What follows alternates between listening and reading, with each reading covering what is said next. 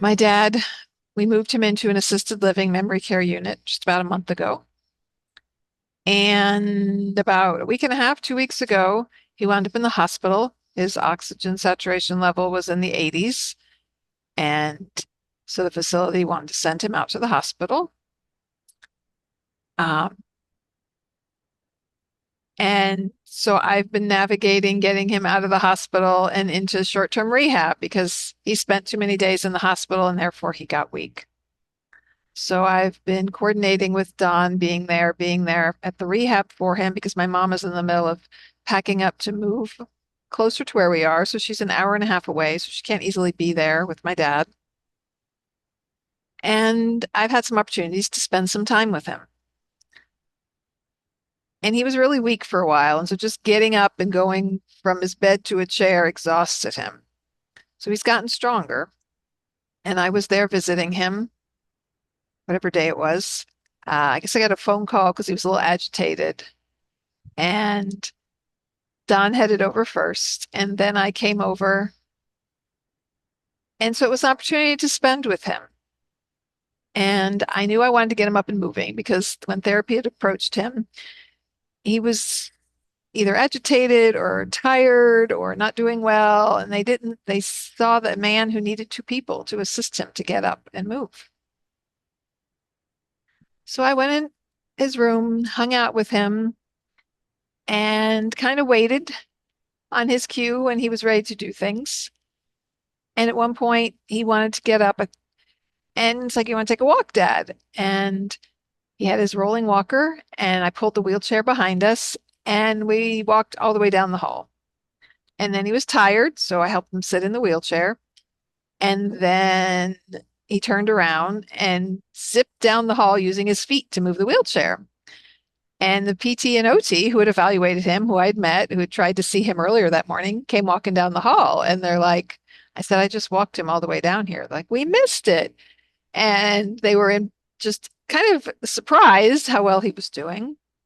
So we got back to his room and I said, Dad, these are your therapists. And I introduced them and I said that their job is to help you. And my dad trusts me and he wants me there all the time, right? And that's a challenge. I can't be there all the time. And I introduced them and he said, How old are you? And I thought he was because they're young. I said, Now they've been trained just like I went to school. He goes, I know, I'm just trying to make conversation. And they willingly gave their ages of 26 and 32, which is interesting because we have a 26-year-old. And then he walked for them and feeling real proud, and then sat in his wheelchair again. And it's like, You want to go sit out on the front porch, Dad? And so I got the footrest because by now he was tired and put them on his wheelchair and rolled him out to the front porch. They have a really nice front porch there that looks out over whatever it looks out over. There's a fountain. There's a little Mm. like feature, like a whatever you call it. Um, and so we're sitting on the porch together and just I'm telling him because this is the continuous care facility where my mom will be living in independent living, and that building is down a steep hill and there's trees, so you can't see it. So I'm saying, Dad, Mom, she's going to be living down there. Just he hadn't been outside in a while, right? He went from hospital to his new assisted living facility. We took him out for ice cream once. He fell, he wound up in the hospital and back the same day. And then his oxygen went low. And so like these are the only opportunities he had to go outside is mostly back and forth to the hospital. And so we're sitting on the porch together and I'm just kind of in the moment with him. I know that he's 82. He has Parkinson's that's advanced and his dementia, and his quality of life is greatly diminished. And so his desire to live is diminished, understandably so. And we're sitting there just talking about random things. And somehow we got talking about he always worries, am I going to be okay? You and the kids, you and Don, you're going to be okay because we had great financial challenges for a while and he wants his kids to be set. And I said, Dad, we sold that house with problems. We're doing great. We paid off our debt. We're doing well. And I guess I was talking about your grandson. He bought his own house and he's managing his money. And I'm talking about these things. I said, So he learned that from you, Dad. He was a financial planner, and even before he became a financial planner, he was very financial. I guess maybe he was financially savvy. Because I was remembering how Somewhat. I started mowing the grass when well, you didn't know him before he was a financial planner. That's true. When I was a kid, I would mow the grass, um, and he would pay me, it was either $5 or $10, and then he'd put the same amount in the bank for me. And I was telling him, you did that for me. You taught me savings, and that money helped pay for college and for me. And I was just talking to him about the ways that he's helped me and the things he's taught me. And he reached over for my hand and he's tearing up. And it was just a wonderful moment. And I had gone over there that day just to help settle him down. And I wound up being there for what, 4 or 5 hours. Yeah. And yet I was in the moment with him. And I will cherish that moment forever. And just, we don't know when his last moment will be. We really don't know when any of our last moments will be. And yet getting to spend that time with him and having that just connecting moment together just was everything to me. Well, hello. This is Don. And this is Gina with Focused Healthy Family. And today, This this is podcast podcast number. number 127. The paper fell on the floor. And today we are talking about a little bit of everything. We want to remind you to check out Ask the OT. It's a community building consulting service. We are growing and we do live sessions via Zoom on YouTube. The next one will be August 14th at noon Eastern Time. You can find out via FocusHealthyFamily.com. and um, and you can send in your questions ahead of time, or you can join us in live to ask your questions about caring for aging loved ones. So What? today we're talking about a little bit of everything. And I was listening to Zen Parenting Radio, one of my favorite podcasts, and I was listening to an episode entitled Ah, Think, I had this all pulled up, Don. be, think, do. Be Think Do. Well, I Um, wanted before I wanted to just kind of because it was neat to hear you tell that story. mm, And I got a chance yesterday kind of to do the same thing in a way. And seeing him in a whole different light. He was so much, like you say, so much more lively and going and going and going. And we got to watch an Elvis impersonator and to watch your dad tap his foot, clap his hands. It was a neat experience too. And he was very much there, and talking about it. He was actually mouthing some of the words of the song. So just kind of add that because I think that was a neat moment. I remember when you got home, I was having a little bit of problem with it. Yeah, I was in the doing stage actually, and I was thinking, oh, we're supposed to be doing this and this and this, and you're over there spending for, and I got really worked up and frustrated over it. And then it finally dawned on me whoa, wait a minute, if this would have been my dad, which I didn't get that opportunity to spend that kind of time with him when he was ill, and it changed kind of how it made me think. And then I think so. I kind of did that backwards. I was do, think, and be. Then because I came to you and kind of apologized, for being so frustrated when this was an important thing for you to and what you're talking spend. about is that we were gonna record a podcast on that Yeah, day, and because I stayed out so late, so that was your frustration because you kind of connected that with yeah. taking him to the Elvis thing. That wasn't connected because when you did that, I was working all day. No, I know. That's kind of yeah, Yeah, two different things. I'm sorry, but I'm just tying it together for our listeners who are not in our that's right. heads. I'm not. I'm not. Here I am doing. I'm not. So in that moment with my dad, you were there. See, I saw on the calendar that they were having an Elvis singer. And I know my dad likes music and he likes 50s and 60s music. And so I asked you because I was starting my new job.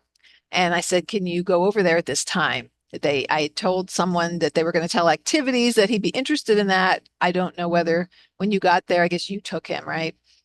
Well, no, actually, the two OT and the PT were there when I got walked in. They in were his working room? with them, and so they just tied it into their therapy and got him up and walked him with the wheelchair behind him. And I was walking by the side and encouraging him some too, as far as because they were trying to get him to turn this. Well, I didn't tell you this either. He thought he saw your sister there. He was Oh, as he walked out of the room, he just stopped and he went, Michelle, Michelle, Michelle, you know, and the OT was like, knew she I think understood it wasn't Michelle, but she said, well, I think she'll probably join us later, so we need to get over to the room. And so he turned and he was waving as he's turning, you know.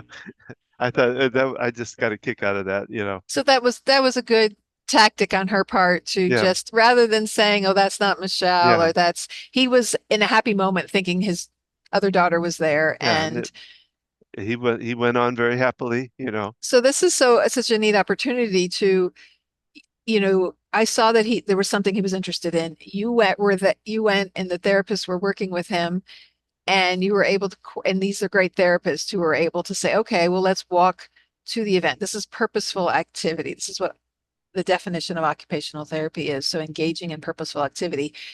He had a reason to walk. He was going to go to an event. Hmm. It wasn't just making him get up and walk right now. Yeah. It's like, I'm tired. I don't want to walk right now. Well, let's go to this activity. Oh, okay. I will get up and walk. And this is such an essential thing in the work I do. And therapists do not engage patients this way. And I mean, this is very much in the foundation of occupational therapy. And, over the years, because of reimbursement, we need to show function when people, and not just set goals of your strength will be this or whatever, your balance will be this score. But occupational therapists are in particular trained to think like this. And so it just makes a difference in motivation, is what I'm getting at. And so they went down there, and then with the music going on, did they do balloon toss with Well, him? And they, they did that they did that before okay. we got down there, probably 20 minutes to a little more than before he started. He was in there, wasn't dressed at the time, but and he was dressed, but not in the Elvis suit, but he was in the and Oh, I yeah, thought you they meant my dad was not dressed. no, no, no, he was dressed too. But no, they had him stand. Well, first they did leg exercises with him as he sat there. So the therapist did exercises with my dad, and while they were prepping for this, and these are great opportunities as a therapist to, I've done this before with, utilizing the activities going on to make things meaningful to someone. So I'm so grateful Yeah. that they were open to that and willing to do that.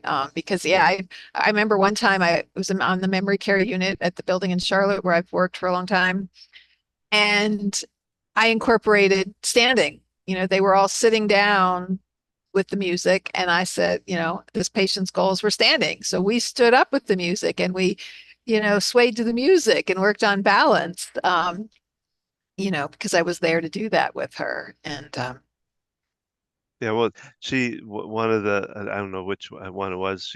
She bent down. She said, "I hope you don't mind. We're going to tie therapy into this activity." And I said, "No, no, I think it's great. You know, you guys are got him going, and he was motivated as can be. You know, so it was neat. And so you think in your be, think, and do, you were being who you were, the therapist, but also you were thinking about how to do it the best way you could, and you did it, you know, just okay. like so. I'm just a simple example of it, right? You know, And on another, um, if I can just read from Kathy Cassini Adams from Zen Parenting Radio, she puts out these little messages every Friday, and we'll share a link to Zen Parenting Radio. Right, Don? Shout out to Kathy, who was okay, on our podcast too. We can share that link. I'm quoting from her. To be is the ability to be conscious, appreciate the present moment, and notice our energy and actions. This is the center of who we are, our sense of self and sturdy foundation. So I was present in the moment with my dad. You were present in the moment, watching him enjoy the music, watching the therapist work with him. You got to enjoy that with him. So that's a connection you have with him now that you did that. That's something you can talk about. So you were in the moment being and experiencing it. To think is to recognize our thinking, acknowledge how thoughts influence us, and remembering that not everything we think is true. It's also about what we know and our capacity to learn, valuing our thoughts while also leaving room for humility and growth. Sometimes our thinking tells us exactly what we should be doing, but we remain stuck in thinking. We tell everybody what we think and how without translating it into doing. So that's something I'm really good at, is thinking about what needs to be done and overthinking. We need to process through things that we need to do, like setting up the podcast. And I spend a lot of time, thinking about things. Like I always say, if we could just channel my brain into um, brain to text is what I want, because I have all these thoughts. I think about these ideas. What I started doing actually to help me is I have a sign in my car that says voice record. And That's what I so was wondering. I saw that and I was kind of curious as to what that meant. So I worked on this with my coach, wonderful Ruthie, and I have time. I'm still commuting to Charlotte, and even when I'm doing other driving, if I have thoughts and ideas in my head, I can voice record and I can go back and then have that to type it up later or figure out however to get that in text format. So it's a way I can utilize my time with all these ideas that I have. And then I go sit down to write. And I'm like, shoot, what was that I was thinking? And so I've used that as a reminder to help me put those thoughts down on paper so that they can turn into action, so they can turn into podcasts. For me, it's a lot about ideas for growing our business, for podcasts that we can do, for things that I can write about and explore. Um, But so it kind of brings up and this is kind of just a humorous thought of what of I don't know if you remember the movie Night Shift with was it Henry Winkler and Michael Keaton? I know the name, but I And have no Michael memory. Keaton is the think, always say, and he they have a morgue. They both work in the morgue, and Michael Keaton's constantly got his recorder there, and and one of his ideas was putting mayonnaise inside the fish, to make fish To make salad or tuna something. salad. Tuna salad, yeah, tuna salad. So if you feed the fish the tuna Yeah. before you make the No, you salad, feed them the mayonnaise and the ingredients, mayonnaise, and yeah, and, you and feed fish tuna. anyway, that just a little. Tuna fish. What if you mix mayonnaise right in the can with the tuna fish? Hold it! Hold it! Wait a minute, Chuck! Take live tuna fish and feed them mayonnaise. Oh, this is good. Call Starkist. Picture came into Interesting. my head as you were And saying now I'm about. kind of curious about this movie. Um, I might include a little clip from it just but anyway. something. So this is why this podcast is called A Little Bit of Everything. So as jugglers of the sandwich generation, we are in the middle of a lot of things, and thus our mind is in many different places. Yes. And so this podcast is about that. It's about thinking and being and doing, because all of that is going on all the time, right? And so right now we're taking opportunities to just be with my dad. I'm taking opportunities when I'm not with my dad, whether he's at hospital rehab or working my job in Charlotte or my new job, to be with my kids. Our youngest is 15, a rising 10th grader. We've homeschooled slash unschooled all of our children. And she is the youngest, and she's decided she's going to high school. And I'm a big proponent of what I call child-led learning. And so it's following their lead, taking their interests, because if they're interested in something, then they're motivated and then they're actually learning, as opposed to forcing kids to learn all of something because it says in ninth grade, we learn this, and in 10th grade, we learn this. And so this is the philosophy I've taken in my homeschooling approach with my kids. And so because of that, this is something she would like to do. she would like to go to the public high school. And we just moved to this county in October. It's, as we record this, it is July 31st. We'll air it in August. And figuring that out, it was June or May when we started really looking into it. And then we discovered, oh, you register for fall classes in like March and April, and school is out now. And how do we get a hold of people like counselors and things? And we've been navigating this journey, all while helping to move my dad to the assisted living, which had a stopover at a hospital really far from our house because thought he had a stroke, was a TIA. And then, going into the hospital, I've found work closer to home so that I can be up here and not drive 50 minutes into Charlotte, work for a half hour, get a phone call that my dad was being sent to the hospital, and wrap some things up at work and turn around and drive all the way back to Salisbury. Well, we're also uh, having to deal some with your mom and packing the house up and selling the house and So my mom moving up is here too. So downsizing their 2,800 square foot house that they've been in for 10 years when they moved up from their big lake house. That was the big downsize. yes, Um, our vacation home went when that away. got to be too much, they hoped that was their retirement home, and they really thought they would live out their days there. And that Yeah. was always tough for them to leave that. And yet they found the 55 plus community, and they even found a lot with a house on it that butts up to what I call a large pond, small Yeah. lake.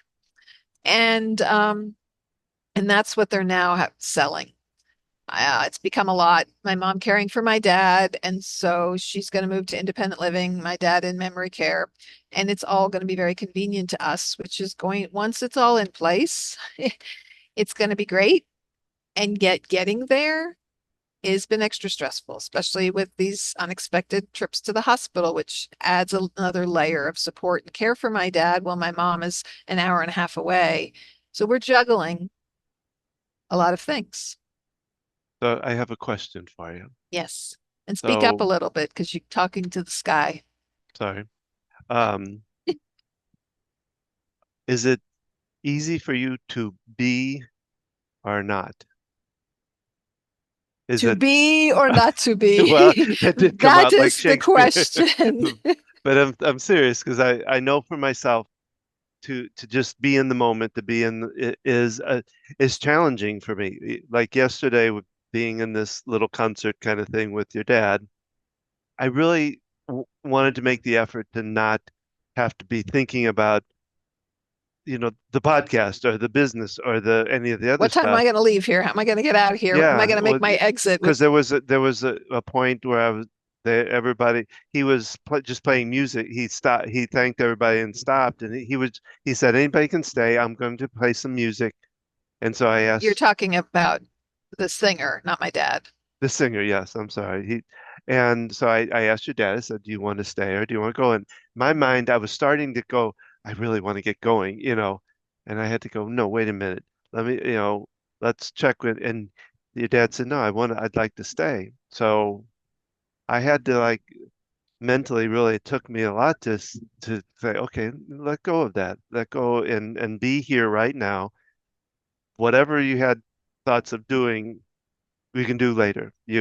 So it was being in the moment is a challenge for me. So that's why I was just kind of curious as how you felt about that.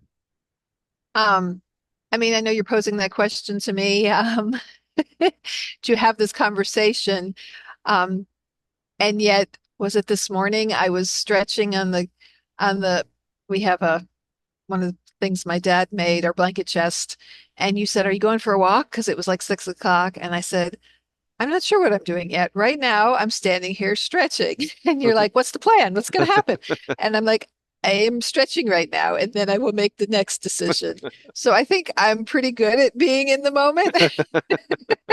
Even with the antagonist on your tail. I really, that's like when with homeschooling my kids, and we'll talk about this more another time, but unschooling is a better of mindset of learning happens all the time and it doesn't have to look like a certain structure. And, I grew up with that structure in school, and I, thrived on doing this at this time and this on this time. And then I learned how to um, go with my natural rhythms, which are not like that. And so kind of in unschooling myself, I discovered, I love having bouts of creativity and just doing a whole lot at once and then doing a whole lot of nothing. And Don and I have this conversation all the time that for years I thought I needed to look more like how he did things and have a planner and follow the goals. And my brain doesn't work that way. Well, you do. No. What? Well, you do need that. No, I'm just joking. No, I agree with You that too. think that I need to do it that way. And I'd like to just be who I am and then think about what I'm going to do and then do it. But I think we balance off each other though. Like you said, you tend to focus a lot on the thinking, heavily on the thinking, and sometimes overthinking. And I think that's sometimes where I have the ability to pull you into the doing part of Right, what because you're thinking. when So I do start working on something, I can get caught in the thinking yeah, part and not taking the actions, right, of yeah. doing. I'm also good at jumping and doing. I'm cool in a crisis, which when I was a kid, if Cool in a someone had crisis. told me as an adult it would be cool, I'm like, what? No way, that's not me. She's cool in a crisis. I'm, and I guess I need to specify medical crisis because I've had a lot of experience, and if something's got to happen now, I can jump to and I can do. I like it's like instant prioritizing. If there's something going on with someone and their health, you Mhm. instantly, at least I'm able to, like, okay, this doesn't matter. You can take care of this. This is what needs to happen right now. And so there's moments when I'm good at that. And there's other moments when there's a lot happening all at once that I get overwhelmed. There's so much to do that, like, I don't want to do. I just want to be. I want to sit in my hammock and stare at the sky and listen to music and look up trees and plants and birds and scroll on my phone, right? That's what kind of scrolling on social media. It's a little bit about being. It's kind of like I'm here right now. Look, oh, this is interesting. I want to check this out, right? It's just taking that time to not have to figure out what's for dinner, when are we going to do this, when are we going to do that, and it can also be an avoidance tool, but it's good to have those moments of just. And I remember talking to you, Don, about this after your heart attack and things of having hobbies, because with growing a business, it's like you're either taking care of kids or growing the business, right? Or Yeah. working, doing household stuff. And it's like, I'm the person who, you give me $1 million and, tell me I can retire. Like I have endless hobbies. And I, I have endless hobbies. And I don't know if you remember that. Um, and well, yeah, because I've tried, like I like the improv theater, and that's one of the things I still want to do more of because I love doing it. But yeah, it's and taking those opportunities to do those things, right, was a bit of a stretch for you to be oh like, yeah. okay, this is not to earn money. This is not something for caring for my family or the house Mhm. it's something I just like to do. And it even costs something to do it. Yeah, yeah, that I'm curious about that process in your mind of letting go enough to make that decision to take the time to do that for yourself because it's a it can tend to be a little bit of a battle or a debate that goes on in my head, that I have to uh, your I thinker in I there. think, well, I wanted to get this other thought up before I go too far into that, but I think in where we're at in the sandwich generation and dealing with your dad, how actually important it is to be in the be in the moment because like they their thought process and what they come out with, you have to just be wherever they are with that like we talked about with him seeing your sister, Yeah, that was a perfect example you of had to you had going to with the you flow just with had to someone with be there dementia. in that place and not try to shift it or do something different in that, but to be right there and just flow with it. And that's so important with dementia. When I first worked with people with dementia, I had been working in brain injury rehab with young adults. And so it was very different. You would reorient them to where they were and what was going on. With dementia, that just further No. agitates. I had this it was I first started working in a nursing home. I had this elderly man, and he thought I was someone from his high school. And I'm like, today, and I gave him the date, and I did all the orientation, and he got agitated. And Hmm. I kind of learned from that experience. Okay, this is different. This is not brain Yeah. injury rehab, someone who's been in a car accident, and we're trying to help him get their cognition back to where it was. It's Yeah, I learned that from my mom. She used to think she was still back in O'Fallon, which is the hometown she was at, and yeah. Well, and plus they shifted her through multiple rooms in that hospital at the time, which didn't help that confusion. But anyway, So yeah, so that being in the moment, right? That's what people with dementia, they are in their moment, and their moment might be a delusion or a hallucination, or they think something's that's happening that's not. If it's a positive moment, you can run with it. If it's not, you can also say, okay, let's go, you think there's a fire. Let's go over here and we'll get, away from that activity, and, getting them mm, to a place where they can calm, not trying to convince them that no, there's not really a fire there. That's and to you kind of have to join them where they're at. And it's, the same thing with parenting. Um, Joining our kids where they're at.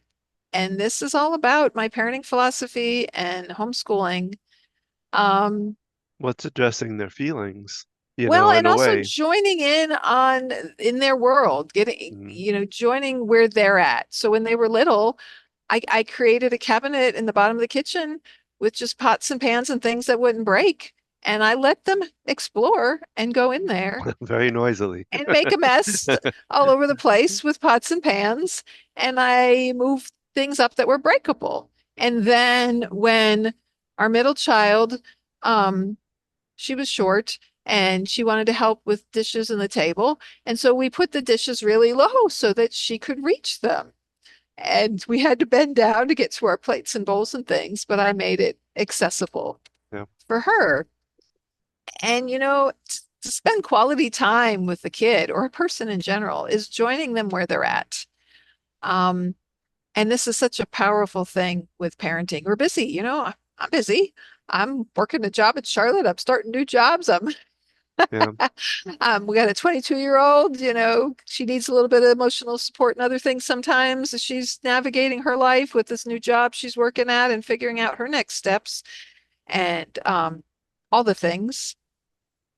And I lost my train of thought. Well, I was going to say too that, yeah, I think I learned some of that from my mom because my mom was one that would get down on the floor, Okay. and be in the play with them and And so, very active in it. And I think that because I see it in my brothers too. And but the unfortunate part of that is it only went to a certain age, and then it kind of well, it it was harder. changes. Well, and that's the thing is it's different as we Yeah. go through different developmental stages. And, some people feel more comfortable around young kids. It's like in my work, I feel more comfortable around especially older adults. It's just, someone said, "Oh, you thought about working in pediatrics." And I'm like, no, at 54, I don't see myself working in that type of setting with kids and their energy. And I love hanging out and playing with them, but for a job, no, I'm not in that place. So what I was talking about though is all the things I have going on. We can still take moments to just be there for our Mm. kid. We can be like, okay, it's Sunday. We do this all the time. We have game night. It's usually taco and game night. And the kids come over and we pick a game, and maybe it's not the game I want to play. Um, but we join in, we laugh together, and it's like when Barbs go throwing barbs back and forth at the kids like to, barbs. yeah, kind of sarcastic. It's an I'm picturing barbed wire. I've never heard that no, term before. I Throwing guess barbs it's at, they're bantering with each other and bantering. Yeah. teasing, Yeah, and but it's and we're a loud, noisy family, as one of our kids told us when she met some new people. And I'm like, invite them over to the house. And she's like, we can be a lot, Mom. This is my first time hanging out with this person. And yeah, yeah. If you have us all together, yeah. but taking those times, how can you incorporate that? Maybe you're picking your kid up from school, and maybe you can just put all your shit on hold briefly, and be like, okay, we have a 20-minute drive home or whatever. I'm going to let them just tell me about what's going on with them. I'm not going to try to solve and fix. I'm just going to be like, oh, wow. Is that what happened at school today? Huh, tell me more about that. Okay, so that really upsets you. And not try to solve, not try to fix. Tune into our podcasts about listening and Well, and that's what I was going to say, the in the real young years, the small child, play is really how you kind of get into their world in a way. I mean, listening too, but you can as play they, at any age. well, okay, let me finish. Yes, you can, but I think as they get older, it's then being in their moment is about listening It looks to different. start. It looks Yes. different. Yeah. Yes. Yes. Thank you Yes. very much. And yes, and Yes, and yes, and you butted me. I did. Yes. Well, So yes, and you can say, okay, it's like your kids into Minecraft or something. You don't have to like become an enthusiast. You can say, okay, I've got a half hour. Just tell me about your game. And maybe you think it's crazy, maybe you don't like it, maybe it's taxing, but you're investing in understanding what they're doing for a little bit of time. And, maybe you don't want to learn more about it, but you take a little bit of time to just join them where they are. And it helps you feel heard. Just think about, I feel this way so much that we have different expectations of an aging loved one or a child, or someone with dementia. Well, they can't understand. So you need to direct them and you need to treat them like a child, which they're not a child, even though they look developmentally like one, they're still an adult and they've lived a whole life. And so the whole idea of respect. And I've lost my train of thought again, Todd. I was just thinking, this is now pay attention, audience. This is when Gina gets passionate, when hands come up and they're moving. That's when the Italian's coming out and the and the passion is coming So up. respecting where they are and realizing wherever they are is important to them. So, and I was relating it to yourself. So think about yourself. What's a hobby, an interest, something you like doing? So like you and me, Don, you like biking Mhm. and that's something you've enjoyed. And I've made efforts to go biking with you. And um, I sometimes like I really want to be heard and I want to share what's happened in the day and I don't want solving and fixing. And so we've learned these skills where we say, I just right now, and I taught you, when you don't know what to say and I'm complaining or whatever, you go, all you need to say is, wow, that really sucks. Because it feels Yeah, supportive. It's yeah, like you just, oh man, yeah, I hear you. Even if you have different opinions on it, it's like, wow, you're having this experience. You're frustrated by it. You know, yeah, it's just that active support. So that's what we're looking for. And that's what our kids are looking for. That's what our parents with dementia, whoever we're caring for, whoever we're supporting, we all want to feel supported. And you could go, yes, but we've got to get yeah, these things done, and I only have this much time. And so you set priorities. I go visit my dad. I can be like, okay, I'm going to go, and knowing that lunch will show up, and that's my time that I'm going to leave. I have this much time to spend. Where's my leeway? What if, we're connecting? mm, How can I, looking at my own time management before going into it? And remembering, what is it that matters? If life ended today, and this could happen to any of us, if this is the last day on earth for us, for a child, for our parent, for our spouse, how do you want to be remembered with it? well, Or it's just it's that ability to go, okay, let's what matters. And mhm. I'm a very strong proponent of the relationships matter. And um, but that's where I need to work on boundaries and time management and things because I could just work on relationships and just focus on that. And yet, until I figure out how to earn a living doing that, um, there Well, are and other that's what we're things kind of working on. I Yeah. need to get done. I mean, if I'm really good at relationships, I can make it so that everyone around me does all the tasks that need to get done, and I can just be the support and the coach. Well, we did a lot of, I mean, we did a lot of working on a relationship and really put time and effort before kids, Mhm. so Well, and taking that time to learn those skills, to do those things, to like, okay, I need to have a day where I sit and just think about all the things that need to get done, and I can write them down, I can record them, I can have that time to do that. And then also doing the action steps. And for those people who really struggle with the being, finding that time, Mm. like, okay, like for you, okay, you've learned to just chill out and watch TV. Like there was a time when you would never have done that. And is it Yeah. age? Like what's helped get you to that place? I mean, you've had a heart attack, you've had open heart surgery, you've lost, both parents now. Like I'm just curious. Well, um, I'll give the example. Actually, this morning, one of the session, I was working with somebody, and he was asking me something, and nobody had asked me this before. He has his anxiety, he gets into almost kind of like a panic attack, and he said, "Well, it's really physical. I mean, I feel the physical stuff first because we were talking about what was the thought around it, and he said, "Well, I don't know if I can get there. It's all physical. How do I deal with that?" And first I was telling him well, you can do the tapping if you can think about it. But then when I start thinking about it, it's like, well, start out, let's if you can do some of this working on yourself every day, it gives a long-term effect of being able to manage these things as they come at you. So I think it's the same Like kind of do this stuff every day. So work on tapping every day. work. Well, if we're talking about how do you be in the moment, well, it takes time of working on that all over a period of time, not just I just can't do one thing and all of a sudden I'm able to be any moment. Sure. And I guess my It's question to you was, do you remember like what helped shift you to be able to start doing more of that? well, I think the heart attack was a big part of it that made me start thinking about about life. And I was kind of angry coming out of that heart attack, and I remember my mind thinking I should be out. It's like that person that gets off the plane that kisses the ground because they had such a rough flight and was so afraid of dying. um, I kept thinking to myself, why am I not wanting to kiss the ground? Why am I not, you know, so Grateful to happy be that I'm, alive and yeah.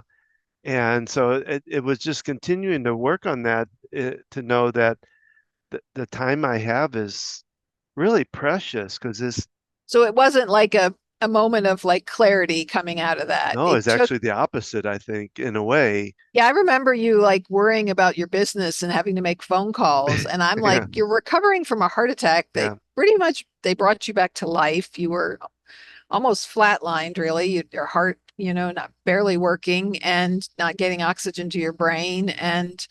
Um, I and think it's here just, you are, 3 or 4 days later, and I'm like worrying about your business and phone calls. And because I remember yeah, taking your phone and reaching out and contacting people for you, but in my mind, I'm going, what? Why is he worried about all those things? yeah. Well, I And was thinking of others instead of myself well, because, you were at the thinking time, about you had to keep your business going. You were well, still, you had to I was actually in the real thing was I was doing SEO work, which is search so many engine op cents per every click of something. And search engine optimization yes, work. SEO, yes, thank you. And I had a program running for a client, and every moment that somebody clicked was costing him. And I'm thinking, oh my gosh, this if I don't stop this, his bill is gonna be outrageous. And that was, so I was thinking about others instead of myself. And I've since Well, that, you were worried about your business instead of your personal life. yeah, You were and worried about, that's starting.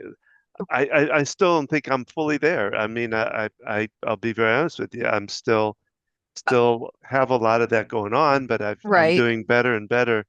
The more I really pay attention and say, this is I could be gone tomorrow. Mhm. I never know now, and it especially put that kind of I don't know if I want to call it a paranoid thought, but one little tweak in my chest or in my arm, and I'm thinking, could this be could and so I got to live the moment now. So what I hear you 'Cause- saying is it was a process. Like Yep. you It's didn't a have that, you continuing. didn't have that like aha, like, oh, life is beautiful, and then you were angry that you didn't have that. No. And it wasn't all of a sudden like I know how to be. And it's yeah, there's no I'm not there yet, right, Don? I don't know where is there yet. That's Well, when you're with nirvana and you're back with the one or whatever. So it's a process, right? well, We're and always in process of it. I've Esther, just noticed that you do it much more easily now. Like there was a time when you just sitting and chilling with the TV, I would well, not have seen you do. it also goes to Abraham Hicks, Esther Hicks. One she repeated it this morning when I was listening to, you never get it right. You're not going to get it right. You're never going to get it done because it's a process, and it's the other that she was also part of that in understanding this is a creative process that I create my life from my thought process, which is a tough one for me to really has always been was always a tough one for me to grasp onto and really get it and believe it because there's like, oh, what, the way I think and that's how my life's going to go. But as I look back over my life, that's exactly how it went. Like we talk about this house, you and I think we created this house. It just took us a while to get there. Our other house was our 5-year house, and it was 22 and a half Yeah. years, and we finally did create, and we love this house. So And I it think, that all played into it too, that I'm creating this. So I want to be in the moment and I want to create from that moment, the next moment. I want to finish. So Kathy Cassini Adams, in her Zen Parenting moment that she shared, and we'll share a link to the do part. I read her other, this directly quoting her. To do is to take action based on who we are and what we think, to follow through on expectations and accomplish tasks. Sometimes staying busy with things is about avoiding who we are and what we think. Like when we get stuck doom scrolling or overindulging in various vices, that's when we need to pause, be conscious, and notice, and then think about how to do things differently. Doing is the tangible demonstration of our being and our thinking, where we manifest who we are and what we think, choosing to respond instead of react, resisting instead of always pushing ourselves, and acting with love. Oh, resting instead of always pushing ourselves, not resisting. Choosing to respond instead of react, resting instead of always pushing ourselves, and acting with love instead of unkindness are things that we do that bring us closer to our being. So for every day it involves figuring out when to be, think, and do, moving between all three continually, sometimes within minutes or seconds, recognizing when one is overemphasized at the expense of another without disparaging any of them, because all three, being, thinking, doing, are us. And that's just beautifully written, and it kind of ties together, what we've talked about here today. And I want to end, if I can. Um, so Neil Donald Walsh, she's the author of Conversations with Bob. Bob, Conversations with Bob, Conversations with God. That's another great children's book, A Snowman Called Bob. Yeah. Um, that could be our next story for a podcast. Um, you can sign up for every day, at least during the weekdays, he sends a message. Okay. And so they get personalized. On this day of your life, Gina, I believe God wants you to know, and substitute in whatever. But I will just read this one, that all of life is animated by a single fantastic energy, which is the essence of everything that is, including you. Isn't that amazing? Now, because the essence is who you are and what you are made of, it can obviously never leave you. Perhaps not so obviously. It can also be wonderfully helpful. It can bring you peace in moments of stress, strength in moments of weakness, courage in moments of fear, wisdom in moments of confusion, forgiveness in moments of anger, and love in all the moments of your life. And all you have to do is know that this is true, and it will be true for you right now. I think that's terrific, don't you? And you already know the reason this particular reminder came to you today. That's how all of his messages end. And so, yeah, being is who we are, and the connection that it's all being, doing, thinking. So Well, that's our podcast for today. We hope you enjoyed it. We'd love to hear from you. Leave us a comment. If you're in Facebook or one of these different social medias, give us a like and possibly a subscribe. And if you like what you heard, we are here to guide you through your journey of caring for an aging loved one. We have answering questions through Gina through our Ask the OT. We can consult with you and kind of help you with a plan on how to take care of your aging loved one, how to take care of yourself in the Yeah, process of that. the whole juggling act of caring for yourself, your children, your parents. Yeah, it's focused healthy family because we look at it as a whole family unit. No Yeah. matter where you're out on the spectrum, that's what our business has been about. And so, And I do my EFT practice. I'm starting to do free group sessions. I do them on a monthly basis. Again, you can find that on our website. You can find us on Facebook at Focused Healthy Family, Instagram at Focused Healthy Family 1, the number 1, and YouTube at Focused Healthy Family. And of course, that's where we do our Ask the OT. So you can find those there. And you can join us every Thursday for this podcast. And remember, how you speak to your children and your loved ones today shapes their future and yours.